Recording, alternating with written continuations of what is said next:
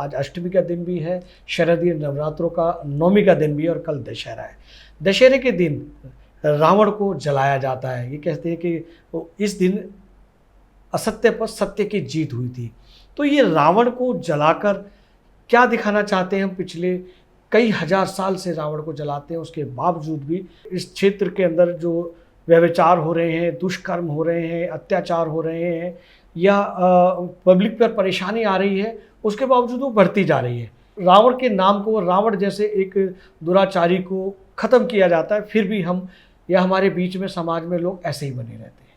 देखिए, आपने रावण की बात करी जी।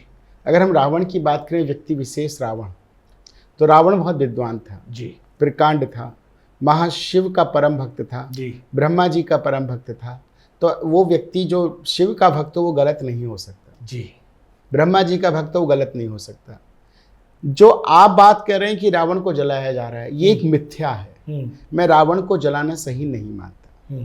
जलाना किसे है? जिसकी सोच नेगेटिव हो, जी, जो आपके धर्म के साथ खिलवाड़ करे उसे जलाओ। उसे नहीं जलाओ जिसने धर्म की स्थापना करी। रावण ने धर्म की स्थापना की थी, रावण ने कभी धर्म का अपमान नहीं किया। वाकई रावण को समझना है तो भी बहुत जरूरी है कि जिसको नहीं पता वो मेरे पास है, मैं रावण की व्याख्या कर दूंगा। रावण महाशक्तिशाली महायोद्धा, और रावण भगवान राम के हाथों मरना चाहता था, मोक्ष पाना चाहता था। इसी विषय पर हम चर्चा करने के लिए मोक्ष पाना चाहता था रावण। जी, तो रावण ने मोक्ष पाने के लिए इस रास्ते को अपनाया। और रावण को ये भी पता था, ये भी ज्ञात था। जब सेतुबंध बना, आपको पता होगा, तो सेतुबंध बनाने के लिए रावण को बाकायदा पूजा के लिए भगवान राम ने बुलाया था। आप सोचिए, पूजा करने के लिए। तो रावण जो ने पता है कि रावण मेरा अपराधी है, फिर भी मैं रावण को बुला रहा हूं। आप सोचिए, तो दशानन जो रावण था, रावण तो भक्ति का सूत्र था, भक्ति का सिद्धांतिक था। हम रावण को हमें समझना पड़ेगा।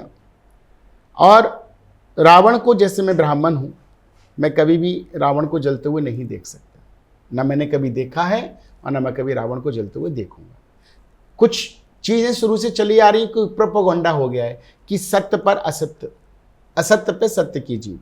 असत्य क्या है? आप क्या रावण को असत्य मानते हैं? रावण को दुनिया के लोग असत्य मानते हैं। रावण असत्य नहीं था। रावण को समझना है तो थोड़ा दिमाग लगाना पड़ेगा। रावण ने माता सीता का अपहरण नहीं किया था, यह बाकायदा पूरी लीला के तहत इसको किया गया था। ये पूरी लीला थी। भगवान श्री राम ने जब प्राकट हुए इस धरा पे, तो उन्होंने कहा, विप्रधेनु सुर संत हित लीनी मनुज अवतार। भगवान ने ब्राह्मण सुर संत हित के लिए, इस गौ माता के लिए पृथ्वी पर अवतार लिया था। तो उन्होंने सारी लीलाएं की थी।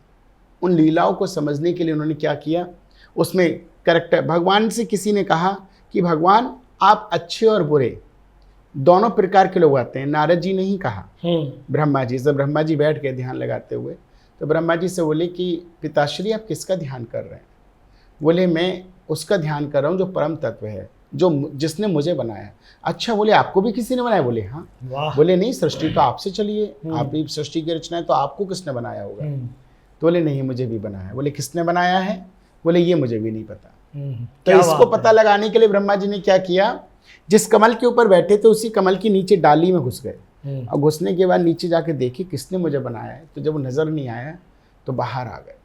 और बाहर आने के बाद जब देखा कि अंदर भी कोई नहीं है, बाहर भी कोई नहीं है, सब तरफ समुद्र ही समुद्र है, पानी ही पानी, किसने बनाया? तो जोर जोर से रोने लगे ब्रह्मा जी, रुदन करने लगे। तो भगवान श्री चतुर्भुज नारायण प्रकट हो गए, पुत्र आंखें खोलो, परेशान मत हो। बोले आप कौन है? बोले तुम्हारा पिता हूँ। अच्छा, आपने मुझे बनाया? बोले हाँ, आपने मुझे बनाया। तो यहाँ पे आके ब्रह्मा जी ने भगवान विष्णु से संवाद किया, पूछा कि आपने हमें बनाया देवताओं को। बोले जो भी कुछ बनाया वो सब आप ही का? बोले हाँ। बोले अच्छे बुरे जितने लोग बनाए वो भी सब आपने? बोले हाँ, वो भी सब मैंने बनाए हैं। मतलब राक्षस भी आपने बनाए? बोले वो भी आपने बनाए हैं। भगवान कहते हैं कि राक्षस भी मैंने बनाए। बोले क्यों बनाए आपने राक्षस? अब देखो, राक्षसों के कारण हम यज्ञ नहीं कर पाते, पूजा नहीं कर पाते, पाठ नहीं कर पाते, आके विध्वंस कर देते हैं। तो बोले इसमें गलत क्या है? इसमें गलत क्या है? बोले इनको भी मैंने बनाया। बोले कैसे? बोले ये भी मेरा ही अंश है। ईश्वर जीव अंश अविनाशी। जितना भी इस धरती पे अंश देख रहे हो वो सब किसका अंश है? भगवान का ही अंश है। प्रभु हरि विष्णु का ही अंश है और ये सब मेरे अंश हैं। इसलिए मैं आपको बताना चाहता हूं कि मैंने अच्छे और बुरे दोनों लोग मैंने ही अपने अंश से बनाए हैं। बोले क्यों बनाए? बोले इसलिए कि अगर अच्छे लोग हैं और अगर बुरे नहीं है तो अच्छे की पहचान कैसे होगी? बुरे होंगे तभी तो अच्छे की पहचान होगी। जैसे एक पिक्चर आप देखते हैं, उस पिक्चर में अगर हीरो है और विलेन है, अगर विलेन ना हो तो हीरो की कोई प्राथमिकता नहीं रहेगी। तो इसलिए हीरो को जानना है तो विलेन का होना बहुत जरूरी है। ऐसे ही भगवान हीरो है तो इसलिए विलेन राक्षसों का होना भी बहुत जरूरी है। तो भगवान ने कहा मैंने इसीलिए कैरेक्टर्स बनाए हैं। तो जैसे रात है, अब रात होती है तो अगले दिन क्या निकलता है? सूरज निकलता है, दिन निकलता है। तो हमें अगर हम रात को ही नहीं देखेंगे तो दिन को, इस सूर्य की प्राथमिकता को नहीं समझेंगे, सूर्य की जो उसकी शक्ति उसको नहीं समझ सकते। इसीलिए जब दिन निकलता है तो अगर रात ही रात रहे तो सब कुछ खत्म हो जाएगा, दिन ही दिन रहे तो अभी सब कुछ खत्म हो जाएगा। तो भगवान ने दिन भी बनाया और रात भी बनाया, रात सोने के लिए बनाई, दिन कर्म के लिए बनाया। तो भगवान ने कहा मैंने सब चीजें बड़ी प्लानिंग के साथ बनाई हुई है। अगर सूरज है तो चांद है, चांदनी है तो उसकी रोशनी है। तो भगवान ने हर चीज, भगवान ने कहा समुद्र है तो उसकी लहरें भी हैं। हर एक का भगवान ने मतलब रूप, दो स्वरूप बनाए हैं।